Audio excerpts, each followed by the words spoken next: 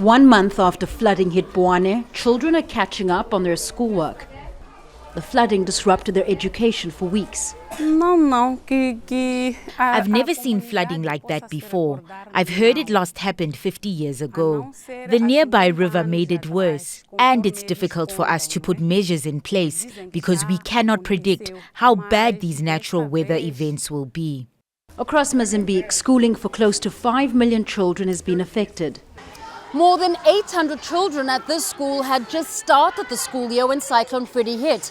The flooding impacted the already limited resources, and now exams have had to be postponed. While aid agencies have assisted in building climate-resilient classrooms, most schools don't have them. Others have had to make do with temporary shelters. In Zambezia province, more than 1,000 classrooms have had their teaching disrupted. Also, large swathes of farms were washed away, which the United Nations says is likely to lead to food shortages for children who are already vulnerable to malnourishment and diseases like cholera and malaria. Well, I think for a country like Mozambique, which is hit year after year by these tropical storms, tropical cyclones, and a country where much of the infrastructure is not particularly strong, like I said, it really shows the importance of investing in climate-resilient infrastructure, which will stand up. It costs a little bit more in the short term, but in the long term, the value of that investment pays off.